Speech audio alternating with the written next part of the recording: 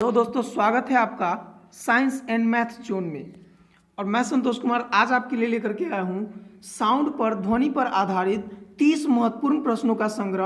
और इसे आप एक बार जरूर बनाएं, उसको बनाकर देखिए आपसे कितने सही होते हैं। मैंने ध्वनि पर आधारित जो भी क्लास था उसको 6 भागों में पढ़ा दिया है और उससे रिलेटेड क्वेश्चन आज हम 30 प्रश्नों को लेते हैं, ऑब्जेक्टिव प्रश्नों को। तो चलिए शुरू करते हैं। सबसे पहला प्रश्न है कि ध्वनि तरंगों की प्रकृति होती है अनुप्रस्थ, अनुदैर्ध्य, प्रगामी, विद्युत चुंबकीय। तो आपने वीडियो देखा होगा, बताया गया है कि ध्वनि तरंगे जो होती है वो अनुदैर्ध्य होती है। कैसी होती है? अनुदैर्ध्य तरंगे होती हैं। यहाँ पर सही आंसर हो जाएगा अनुदैर्ध्य तरंगे। बढ़ते हैं अगले प्रश्न की ओर। क्वेश्चन है कि निम्न में कौन सा कथन ध्वनि तरंगों के लिए सत्य है? यहाँ पर सही कथनों को ना है। तो ऑप्शन नंबर ए है, इनको ध्रुवित किया जा सकता है, ये निर्वात में चल सकती है। तो क्या यह निर्वात में चल सकती है? नहीं। 0 डिग्री सेल्सियस पर इनकी चाल 332 मीटर पर सेकेंड होती है, ये सही होगा। उपरोक्त सभी कथन सत्य है? नहीं, ये नहीं है और ये भी सही नहीं है। ध्वनि को ध्रुवित नहीं किया जा सकता है, ध्वनि तरंगों को मतलब उनका ध्रुवीकरण नहीं किया जा सकता। इस बात को आप याद रखेंगे, ठीक है। चलिए बढ़ते हैं क्वेश्चन नंबर 3 की ओर। कहता है अवश्रव्य तरंगों की आवृत्ति होती है। यहाँ पर पूछा जा रहा है अवश्रव्य। आपको पता है कि 20 हर्ज से कम की जो ध्वनि होती है उसे अवश्रव्य कहते हैं, और 20 से लेकर के 20,000 हर्ज तक की ध्वनि को श्रव्य ध्वनि कहते हैं, और 20,000 से अधिक के ध्वनि को क्या कहते हैं? पराश्रव्य। ये पराश्रव्य है, ठीक है। और 20,000 मतलब 20 हर्ज से कम की जो ध्वनि होगी वो क्या होगी? अवश्रव्य होगी। तो यहाँ हमारा आंसर हो जाएगा ए। यहाँ पर भी वही चीज़ लिखा हुआ है, तो ये दोनों आंसर हो जाएगा, लेकिन यहाँ सही आंसर क्या हो जाएगा? 20 हर्ज से कम। चलिए बढ़ते हैं अगले प्रश्न की ओर। क्वेश्चन नंबर 4 कहता है कि शिकार परभक्षियों या बाधाओं का पता लगाने के लिए चमगादड़ अथवा डॉल्फिन किस परिघटना का प्रयोग करते हैं? आपको पता है चमगादड़ को रात्रि में दिखाई नहीं देता है, लेकिन फिर भी वो रात में उड़ सकते हैं। क्यों? क्योंकि चमगादड़ एक विशेष तरह की पराश्रव्य ध्वनि तरंगों को छोड़ते हैं, और आगे कुछ बाधा होगा अगर तो ये ध्वनि तरंगे टकराती है और फिर इसके पास वापस आती है। तो ये प्रतिध्वनि के द्वारा, ध्वनि का जाना और फिर टकरा करके इसके पास वापस आना, इसके द्वारा यह आगे के वस्तु का पता लगा लेती है कि आगे क्या है, ठीक है। कोई बाधा है, खंभा है, क्या है। तो यहाँ पर यह पराश्रव्य ध्वनि तरंगों को छोड़ती है और उसका परावर्तन होता है। तो यहाँ पर आंसर क्या हो जाएगा? प्रतिध्वनि के कारण। किसके कारण? प्रतिध्वनि। यहाँ पर ध्वनि का टकरा करके वापस आना क्या है? प्रतिध्वनि का निर्धारण। तो यहाँ सही आंसर हो जाएगा प्रतिध्वनि का निर्धारण। अब अगले प्रश्न की ओर बढ़ते हैं। ध्वनि का तारत्व, यहाँ पर ध्यान देंगे, तारत्व लिखा हुआ है। पिच किस पर निर्भर करता है? तो आपको पता है कि आवृत्ति जितनी अधिक होगी तारत्व उतना अधिक होगा, आवृत्ति जितना कम होगी तारत्व उतनी ही कम होगी। तो यहाँ पर सही आंसर क्या हो जाएगा कि ध्वनि का तारत्व किस पर निर्भर करता है? आवृत्ति पर, ठीक है। कम तारत्व के कारण पुरुषों की आवाज़ मोटी होती है और अधिक तारत्व के कारण स्त्रियों की आवाज़ पतली होती है। इस बात को भी आप ध्यान में रखेंगे। बढ़ते हैं अगले प्रश्न की ओर, जो कि है क्वेश्चन संख्या 6। विमानों के आंतरिक भागों की सफाई में किसका उपयोग किया जाता है? तो विमानों की आंतरिक भाग की जो सफाई की जाती है वो पराश्रव्य ध्वनि तरंगों से की जाती है। किससे की जाती है?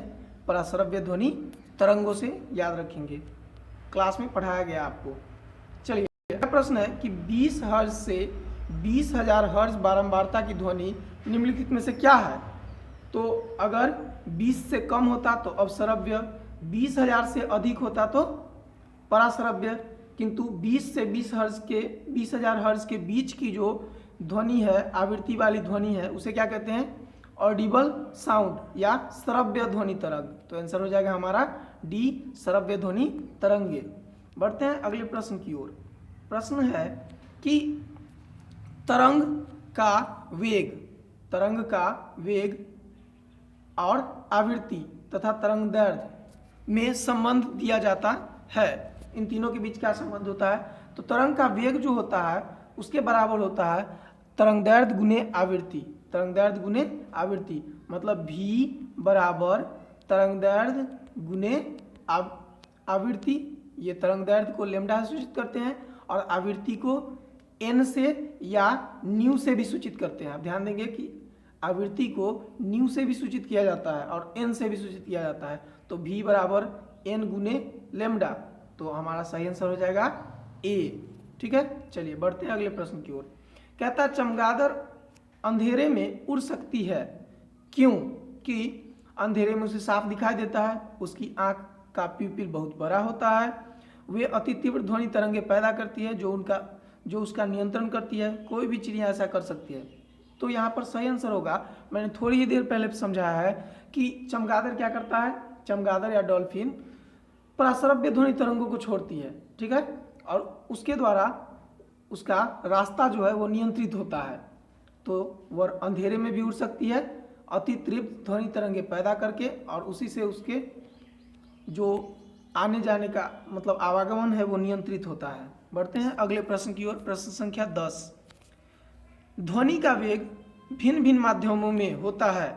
तो भिन्न भिन्न माध्यमों में क्या होगा, समान होता है। भिन्न भिन्न माध्यम भिन्न भिन्न होता है, ठोस में सबसे अधिक होता है, भिन्न भिन्न होता है और द्रव में सबसे कम होता है, या फिर एक और ऑप्शन है कि भिन्न भिन्न होता है और गैस में सबसे अधिक होता है। तो यहाँ पर सही जवाब हो जाएगा कि ध्वनि का वेग भिन्न भिन्न माध्यमों में भिन्न भिन्न होता है। मतलब अगर माध्यम बदल जाए तो ध्वनि का वेग क्या होगा, बदल जाएगा, और ठोस में सबसे अधिक होगा। तो हमारा सही आंसर हो जाएगा बी। चलिए बढ़ते हैं क्वेश्चन नंबर 11 की ओर। क्वेश्चन कहता है कि लगभग 20 डिग्री सेल्सियस तापमान पर किस माध्यम में ध्वनि की गति अधिकतम रहेगी? हवा में, ग्रेनाइट में, पानी में या लोहा में? अब ध्यान देंगे यहाँ पर ठोस कौन है, तो ग्रेनाइट और लोहा दोनों ठोस है, लेकिन ज़्यादा प्रत्यास्थता किसकी है, लोहा की। तो प्रत्यास्थता बढ़ने पर ध्वनि की गति क्या होती है, बढ़ती है। तो लोहा में यहाँ पर ध्वनि की चाल सबसे अधिक होगी ग्रेनाइट, हवा और पानी के मुकाबले। चलिए बढ़ते हैं अगले प्रश्न की ओर। पराध्वनिक उड़ान विमान उड़ते हैं, जो पराध्वनिक विमान होते हैं, ठीक है, वे ध्वनि की चाल से अधिक चाल से चलते हैं। ठीक है, ध्यान देंगे। और इसे मापा जाता है, पराध्वनिक विमान की जो गति है वो मैक संख्या में मापी जाती है। किसमें, मैक संख्या है। मैक संख्या के बारे में थ्योरी क्लास में पढ़ाया गया आपको। तो यहाँ पर सही आंसर हो जाएगा ध्वनि की चाल से अधिक चाल से। ठीक है, पराध्वनिक विमान उड़ते हैं, मतलब सुपरसोनिक मिसाइल्स या विमान। ठीक है, चलिए बढ़ते हैं अगले प्रश्न की ओर। वस्तु के वेग तथा उसी माध्यम से एवं उन्हीं परिस्थितियों में ध्वनि के वेग के अनुपात को क्या कहते हैं? तो किसी माध्यम में किसी वस्तु का वेग और उसी माध्यम में मतलब ध्वनि के वेग के अनुपात को मैक संख्या कहा जाता है। क्या कहा जाता है, मैक संख्या। ठीक है, चलिए बढ़ते हैं अगले प्रश्न की ओर। ध्वनि प्रदूषण मापा जाता है किसमें, डेसिबल में। ध्वनि की तीव्रता भी मापी जाती है डेसिबल में, ध्वनि का प्रदूषण भी मापा जाता है डेसिबल में। क्लियर। चलिए अगला प्रश्न देखते हैं। साधारण बातचीत की ध्वनि की तीव्रता कितनी होती है? तो 30 से 40 डेसिबल, 30 से 40 डेसिबल होती है। और ऑप्शन नीचे है, लेकिन सही आंसर हमारा बी हो जाएगा। अगला प्रश्न है कि ध्वनि की वह विशेषता जो एक मादा ध्वनि को नर ध्वनि से भिन्न करती है क्या कहलाती है? तो मैंने थोड़ी देर पहले ही बताया है कि अधिक तारत्व के कारण औरतों की ध्वनि या मादा की ध्वनि पतली होती है, और कम तारत्व के कारण पुरुषों की ध्वनि मोटी होती है। तो दोनों के आवाज़ में जो अंतर होता है, मोटी आवाज़ और पतली आवाज़, वो किसके कारण हो रहा है? तारत्व के कारण। तो यहाँ सही तारत्व। ठीक है, चलिए बढ़ते हैं अगले प्रश्न की ओर। क्वेश्चन है कि यदि सितार और बांसुरी पर एक ही टोन बजाया जाए, एक ही स्वर बजाया जाए, तो उनमें उत्पन्न ध्वनि का भेद निम्नलिखित में किसके अंतर के कारण किया जा सकता है? ठीक है, तो आप याद रखें कि ऑप्शन देख लेते हैं पहले। तारत्व, प्रबलता और गुणता, केवल तारत्व और प्रबलता, केवल ध्वनि प्रबलता, केवल ध्वनि गुणता। तो अगर कोई दो ध्वनि समान स्वर वाली है, ठीक है, मतलब उनका तारत्व समान है और प्रबलता भी क्या है, समान है, फिर भी अगर उनमें अंतर दिखाई दे रहा है तो वह गुणता के कारण दिखाई देता है। किसके कारण? क्वालिटी के कारण, गुणता के कारण। तो यहाँ सही आंसर क्या हो जाएगा? केवल ध्वनि गुणता। चलिए बढ़ते हैं अगले प्रश्न की ओर। क्वेश्चन कहता है कि ध्वनि तीव्रता की डेसिबल में वह अधिकतम सीमा जिसके ऊपर ध्वनि सुन नहीं सकता, ठीक है, मानव जिसके ऊपर ध्वनि नहीं सुन सकता है, वह कितना डेसिबल होगा? तो वह है 95 डेसिबल। ठीक है, 95 डेसिबल से अधिक की ध्वनि मनुष्य नहीं सुन सकता है। चलिए आगे।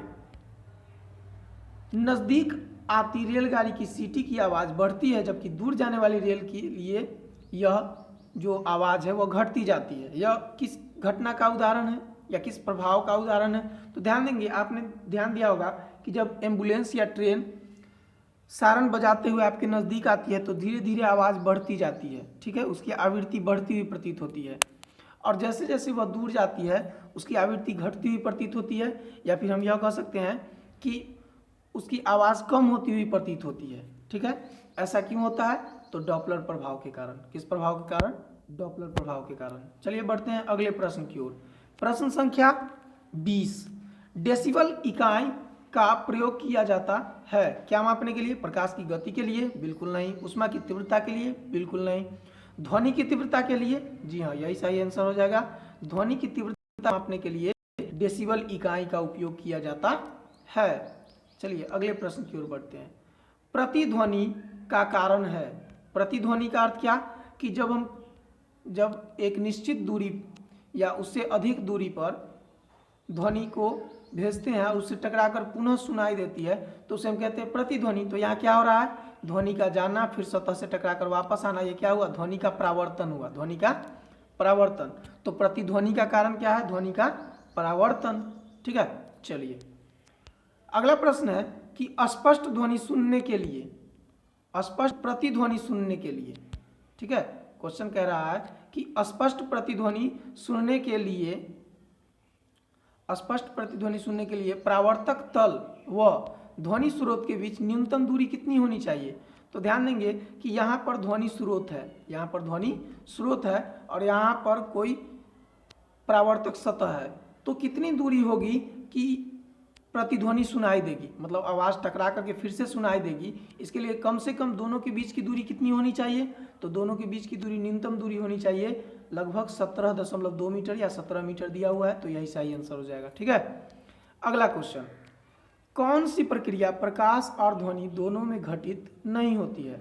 तो पहले दूसरे प्रश्न में मैंने बताया था कि प्रकाश का और ध्वनि का दोनों का विवर्तन हो सकता है, प्रकाश का और ध्वनि का दोनों का परावर्तन हो सकता है, प्रकाश और ध्वनि दोनों का होता है, लेकिन ध्रुवन ध्वनि का ध्रुवन नहीं होता है, ठीक है।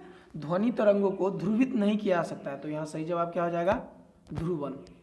अगला प्रश्न, रडार की कार्यप्रणाली निम्न सिद्धांत पर आधारित होती है: रेडियो तरंगों का अपवर्तन, रेडियो का परावर्तन, डॉपलर प्रभाव या रमन प्रभाव। तो सही आंसर हो जाएगा रडार रेडियो तरंगों के परावर्तन के सिद्धांत पर कार्य करता है, ठीक है। चलिए अगला प्रश्न संख्या 25, स्टेथोस्कोप ध्वनि के किस सिद्धांत पर कार्य करता है? ध्यान देंगे, स्टेथोस्कोप क्या होता है? तो डॉक्टरी आला होता है, ठीक है। क्या होता है? डॉक्टरी आला, जिसको हम आला कहते हैं, ठीक है। तो इसके अंदर जो ये नली होती है, इसके अंदर बार बार ध्वनि का परावर्तन होता है, ठीक है, जिससे ध्वनि के बहुलित परावर्तन के कारण ज़्यादा मात्रा में ध्वनि कानों तक सुनाई देती है। तो यहाँ पर परावर्तन हो गया, तो सही आंसर हो जाएगा ध्वनि का परावर्तन। चलिए अगला प्रश्न है, सोनार अधिकांशतः प्रयोग में लाया जाता है। सोनार यंत्र के बारे में पढ़ाया गया है, मानव कान के बारे में पढ़ाया गया है। चलिए यहाँ पर क्या होगा? सोनार अधिकांश प्रयोग में लाया जाता है किसके द्वारा? तो अंतरिक्ष यात्रियों के द्वारा, डॉक्टरों द्वारा, इंजीनियरों द्वारा, नौचालकों द्वारा। तो आपको पता है कि समुद्र में डूबे हुए जहाज़ों, समुद्र में के नीचे जमा मोती या फिर मछलियों के स्रोत का पता लगाने के लिए सोनार यंत्र का उपयोग किया जाता है। तो नौ संचालकों द्वारा इसका उपयोग किया जाता है, ठीक है। सही जवाब हो जाएगा डी, नौ संचालकों द्वारा, नौ सैनिकों द्वारा। अगला प्रश्न, जब सेना पुल को पार करती है तो सैनिकों को कदम से कदम मिलाकर न चलने का निर्देश दिया जाता है, क्योंकि? ऑप्शन ए, दाब बढ़ने से पुल टूटने का खतरा होता है, पैरों से उत्पन्न ध्वनि के अनुनाद के कारण पुल टूटने का खतरा रहता है, डॉपलर प्रभाव के कारण पुल टूटने का खतरा रहता है, इनमें से कोई नहीं। ध्यान देंगे, जब सभी सैनिक एक कदम ताल के साथ चलेंगे तो क्या होगा कि किसी विशेष जगह पर एक साथ दबाव पड़ेगा, ठीक है, और उस स्रोत से उत्पन्न जो तरंग होगी उसका अनुनाद बहुत ज़्यादा होगा, ठीक है, और ध्वनि के अनुनाद के कारण पुल के डैमेज होने का, उसमें दरार आने का या टूटने का खतरा बना रहता है। तो यहाँ पर सही जवाब क्या होगा? पैरों से उत्पन्न ध्वनि के अनुनाद के कारण पुल टूटने का खतरा रहता है, तो बी आंसर हमारा सही हो जाएगा। चलिए क्वेश्चन नंबर 28, निम्न में से एक में ध्वनि की चाल सबसे अधिक होती है? 0 डिग्री सेल्सियस वायु में, 100 डिग्री सेल्सियस परवायु में, जल में, लकड़ी में। आपको पता है कि ठोस में चाल अधिक होती है, तो यहाँ पर सही आंसर क्या हो जाएगा? लकड़ी। ठीक है, लकड़ी में ध्वनि की चाल अधिक होगी। अगला प्रश्न, एक जैव पद्धति जिसमें प्रासरव्य ध्वनि का उपयोग किया जाता है, किसमें? एक ऐसी जैव पद्धति जिसमें प्रासरव्य ध्वनि तरंगों का उपयोग किया जाता है। सोनोग्राफी, जिसको हम लोग अल्ट्रासाउंड कहते हैं, वहाँ पर प्रासरव्य ध्वनि तरंगों का उपयोग किया जाता है। अल्ट्रासाउंड्स का उपयोग किया जाता है सोनोग्राफी। तो सही आंसर क्या हो जाएगा? Sonography, option number A. अगला प्रश्न है, कौन सी तरंगे शून्य में संचरण नहीं कर सकती, अर्थात निर्वात में गति नहीं कर सकती? प्रकाश कर सकती है, ऊष्मा कर सकती है, इलेक्ट्रोमैग्नेटिक तरंगे कर सकती है, लेकिन ध्वनि तरंगे जो है वो निर्वात में गति नहीं कर सकती, अर्थात शून्य में गति नहीं कर सकती है। ध्वनि तरंगों की जो गति होती है शून्य मतलब कि निर्वात में, वो 0 हो जाती है। चलिए अगला प्रश्न है, वह उपकरण जो ध्वनि तरंगों की पहचान तथा ऋजुरेखन के लिए प्रयुक्त होता है क्या कहलाता है? यह प्रश्न मैंने 30 का था, ये 31वां प्रश्न है। यह प्रश्न मैं आपके लिए छोड़ता हूँ, आप इसे जरूर बनाएं और बताएं कि इसका सही आंसर क्या होगा, और इसे कमेंट में लिखें। धन्यवाद।